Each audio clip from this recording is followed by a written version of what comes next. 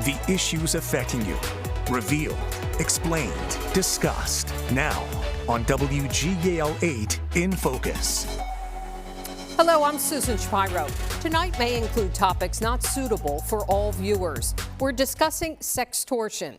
That's when someone threatens to expose sexually compromising information like photos or videos unless the victim meets certain demands. The Cumberland County coroner ruled earlier this year the shooting death of 13-year-old Levi Macheski was a homicide as a result of sextortion. I spoke with his mother. He wasn't looking for a predator. They were looking for him. He didn't do anything wrong. They did. And that's what kids need to know. Because kids are going to be kids. Kids are going to be curious. Kids are going to push the boundaries. And they need to know that when they step one step too far, that's okay. We can fix this. It's okay. You just need to tell someone. You can see more of my interview with Tricia Macheski at WGAL.com. Tonight we'll hear from another woman whose son died of suicide as a result of sextortion, prosecutors who are working to stop it, and from a therapist. Riley Bassford was a victim of sextortion. Sadly, the 15-year-old took his own life in 2021 in the scam. Mary Rohde is Riley's mother and joins us now from Canton, New York. Thanks so much for being here.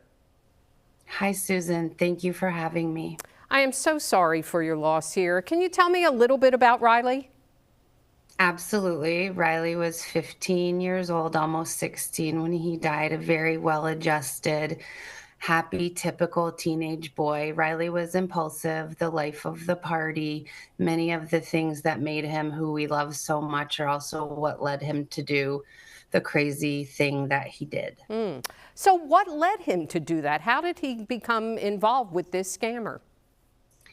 Riley really wasn't a kid using social media very much. He was more of an online gamer. We had been in the pandemic. He was spending a lot of his time gaming with his friends. He only asked to get Facebook because he had some newfound dishwashing money and he wanted to use Facebook Marketplace. When he tried to use Facebook Marketplace, he was denied access because we had been honest about his age. However, given that, he was still able to be contacted by an online predator from the Ivory Coast who posed as a beautiful young woman, catfished a group of boys in our town, so that when Riley opened the friend request, it appeared that this would be someone he should or would know. The fake predator profile then started contacting Riley through the Messenger app. It was basic teenage conversation, a little bit of flirting at first, which turned into the predator sending illegal child sexual abuse material, pictures, naked pictures to Riley, asking Riley to send pictures back. Riley returned with his own content immediately to be blackmailed, extorted, told that he needed to send them money. He was so full of shame and fear. I mean, all the warnings and things that we had always talked about, this wasn't something we knew at all about to warn our children about. We really weren't yet into so much of the sending pictures and the sexting, and that I just think he had no idea what he was getting himself into, and he felt helpless and hopeless. And only 6 hours after the predator made the friend request, he was dead. Oh my gosh. I know you've been a strong advocate here and a voice. Who do you think's responsible, and what do you think needs to be done? I think it's disgusting that the big tech empire is going completely unchecked. There's no other media platforms that are allowed to work in the way that these social media empires are allowed to work. They're using their algorithms to purposefully addict children and everyone. I think that our government officials took an oath, especially to protect children. I'm sick of the dog and pony show in DC. Those people took an oath to protect our kids, and we can't even get through one of the most basic laws because big tech makes trillions and they can buy everybody off. Or Mary, just how enough have people. you and your family been able to cope with this?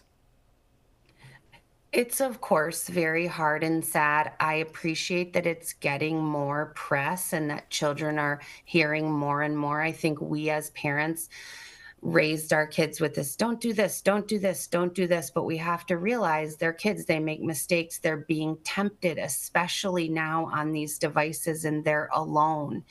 And digital media addiction is a real thing, and people are designing it to addict our kids. So in our grief growth, we're really just trying to be grateful that we get to keep talking about our son, and that hopefully we can move forward and get our elected officials to really do their job and keep Americans safe. He sounds like a great kid. I'm sure you miss him terribly. Terribly, yes. He'd be an uncle now. So many things. Yeah. Mary, thank you so much for sharing. We appreciate it. Thank you for having me and covering this very important topic. We reached out to Meta, the parent company of Facebook, and a spokesperson sent us this statement saying sextortion is a horrific crime. We work aggressively to fight it, disrupting networks of scammers and supporting law enforcement to investigate and prosecute them. We've also launched new safety features to help prevent this abuse, like blurring nude images in direct messages and warning people of the risks of sending them, and letting people know when they're chatting to someone in another country.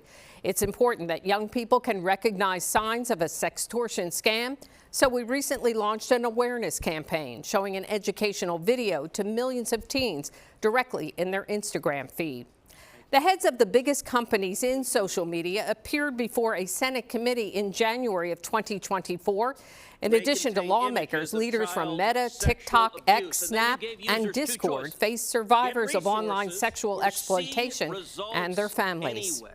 Since then, the Senate passed the Kids Online Safety Act, but it has not yet made it through the House. Speaker of the House, Mike Johnson, said in December he would work with the new administration and the next Congress to pass the bill. Trooper Dean White is an investigator with the New York State Police Computer Crimes Unit. He's investigated several sextortion cases in the same state where Riley Basford died. He says because of the embarrassment that could happen with sextortion, some people, especially children, may take drastic measures. It's one of those things where kids make an impulsive decision over 15 minutes and other times feel victimized for an extremely long period of time. Coming up next, we'll talk with the Lebanon County District Attorney and another prosecutor about how their office prosecutes sextortion cases.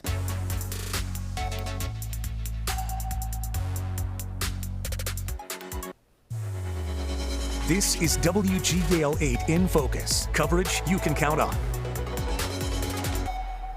Joining us now from the Lebanon County District Attorney's Office, Pierre Hesgraf, the District Attorney, and Senior Deputy Prosecutor Amy Muller. Thanks, both of you, for being here. We really appreciate it. Thank you for having us. Certainly an important subject. Can you define what we mean by sextortion in terms of the legal system? Sure. So sextortion is a relatively new crime. And in terms of sextortion, you have two different aspects of it. You can have someone who's being forced to commit sexual acts or being forced to send more sexual images with the threat of releasing those things already in existence. You have that. On the other hand of it, you have, I have the image, and if you don't pay me this, you don't do this, I'm going to release the image. So both of those things would fall under sextortion, and it can apply to children, it can also apply to adults. And you said you had a case Yes. with an adult that was I did. Sort of along these lines? Yeah, so it had been within the last 2 years, and she was with a significant other. They were in a romantic, loving relationship. She broke up with him, and he started threatening her that if she did not send him money, if she didn't do certain things that he asked her to do, he was going to take those images and send them to somebody else, and then potentially her family, her employer, put them online. So thankfully, she was strong enough to call the police. She reported it. We knew who the person was that was doing it to her, and he was charged and he was arrested. But often, I guess some of this is happening overseas. You might not know who's doing this to someone. Is that correct, Amy? Yeah, oftentimes we don't know who's on the other end of the phone or the social media platform. They also now have spoof phone numbers and they can make up fake IP addresses, which makes it much harder to find out who's on the other end, which can be frustrating on our end, the police end, that you have a kid here making this report and we can't seem to get to the other end of it. How much has social media changed this whole realm? Everything. I mean, it's the way that these kids find these people initially. These people would never have access to these children without social media. Without that, this would be this much smaller platform of, in our communities, we would know who was on the other end of it. But the social media part of it makes it worldwide. Well, and the other aspect of it with social media, anything electronic. So these kids that are on online video games, and it starts out as a very normal thing. They're playing against someone, they're playing on a team with somebody, and they start to make a relationship and a connection. And then you have a deviant adult on the other end who then takes that connection and they manipulate it and they pressure and they push. And it goes from a video game or an online chat to, let me see you. Would you send me this image? And then let's go a little bit farther. There's a grooming aspect to it as well, but a lot of it starts online in very innocuous scenarios. And I can't imagine being a parent and every time your child picks up a phone, a keyboard, a game controller, you really have to be almost paranoid about who is on the other end communicating with my kid. Is there a certain profile to the perpetrator? Not really. I mean, it can be, like Pierre was saying, in a relationship, somebody that this person had loved previously, or it can be, I mean, lots of times you see older gentlemen preying on teenage-ish girls, but there's not it's this category of people, which makes it incredibly difficult. As prosecutors, how frustrating is this? And I imagine it's cases come up all the time. Maybe you never see an end to it. It's frustrating, not only as a prosecutor, and I don't mean to be gender stereotypical, but 99% of the cases that we've seen that I have personally dealt with have been females. And when you talk about an underage female, it's the 14, 15, 16-year-old girl who thinks that her boyfriend loves her and she sends him an image and then the image goes everywhere in high school. And once the image is out there, there's no taking it back. So yes, we can prosecute, yes, we can convict, and that is to some extent justice. But you have no idea where that image goes, who views it, how it's circulated. I can't imagine as a young teenage girl, you make a decision that in a moment seems okay, and it's gonna follow you for the rest of your life. So as a prosecutor, it's frustrating. As a woman, I can't imagine what that would be like. And yet this is happening to teenage boys as well. 100%. And in some cases, they have taken to taking their own lives because of this. Yeah, the statute actually now incorporates a portion that if the child then takes their own life, there is an enhanced penalty for that, which is interesting because that never used to be the situation. What makes this a crime?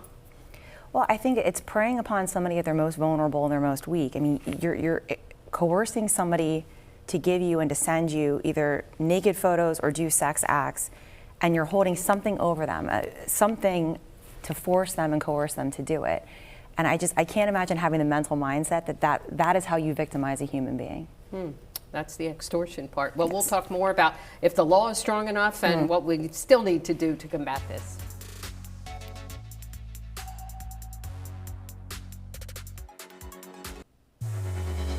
This is WGAL 8 in Focus. Coverage you can count on. We continue our conversation with Lebanon County District Attorney Pierre Hess-Graf and Senior Deputy Prosecutor in the District Attorney's Office, Amy Muller. Again, thanks both of you for being here. Amy, when you prosecute these cases, how does that work? How do you do it? Usually we get some sort of either a kid makes a disclosure to a parent, a teacher, a counselor, who then reports to us that this is what's happening. We do lots of times go through the phone, and that's the best way, particularly if we're talking about sending images, to find out who the images were sent to, what social media platforms, and then we have avenues to figure out who is on the other end of the device or the gaming system or social media. And then from there, we have to try to identify who that is and move forward on that person. Is the law strong enough on this issue? I think she and I are pretty similar in this, where we don't think many of our laws are strong enough, especially now under our new, at times, very confusing sentencing guidelines. But when you look at the sextortion crime in and of itself, you start with a misdemeanor, but there are enhancements to it. The age of the victim, if there's been a prior offense, as Amy said, if unfortunately the child at issue takes his own life, there are enhancements to it. Again, with this type of a crime, the victimization of somebody at their most vulnerable and at their most weak, I don't know there ever will be a penalty strong enough. Is the law keeping up with the technology? It will never be able to keep up with the technology, because every day there's a new app, there's a new social media platform, there's a new something, and a 14-year-old will be far better with a cell phone than I ever will be. It's just, it's the inherent nature of being young and what technology is. But you will never get a legislature to pass a crime as quickly as a deviant human can create a new avenue for victimizing children. What do you find is the thrill of this in terms of the perpetrators? I often say in court, I don't know what they're thinking, because that's not how my brain works. Right. Thankfully, most of us will never understand why they're doing what they're doing. I assume some of it is a manipulation, a power struggle sort of thing. But really, it's generally adults in a power struggle with a child who has no idea what they're doing and seems like a silly power struggle. And I imagine, as we're hearing, the victims are afraid to go tell anyone. And there's a shame and there's a stigma to it for many victims, because they have to come forward and explain, I did this, I took this image, or I did this sex act.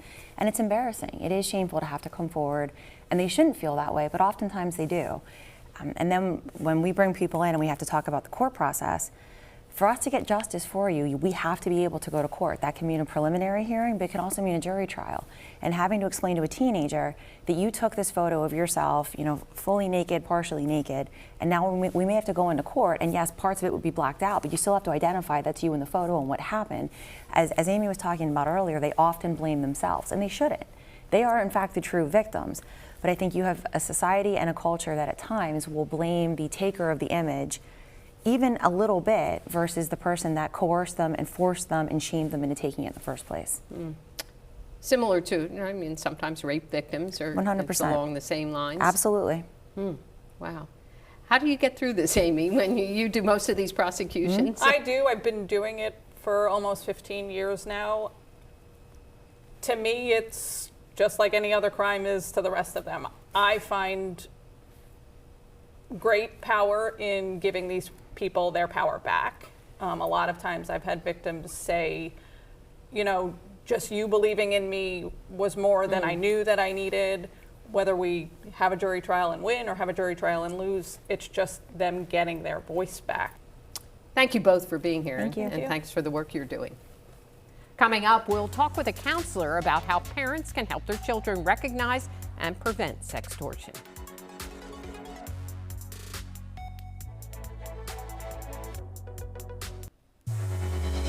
This is WGAL 8 in Focus. Coverage you can count on. Joining us now is Karen Mumma, who's the clinical director of Matters of the Heart Counseling. Thanks so much for being here. Thanks for having me. Karen, why is this kind of thing so traumatizing to a young person when it happens and they're sort of not knowing what to do?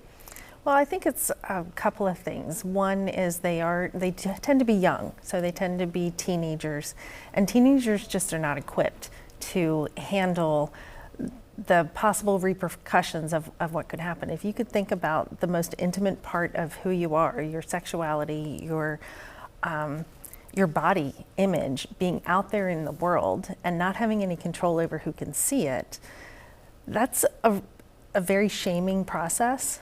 And there's a lot of guilt about having done something wrong, even though that's not theirs to carry, that they were ever involved in any of this to begin with. And so there's a lot entailed in all of this. Just the fact that they were manipulated to begin with to share this information, all of that can be so much to carry with them and just not know really what to do with it or who to trust with that information.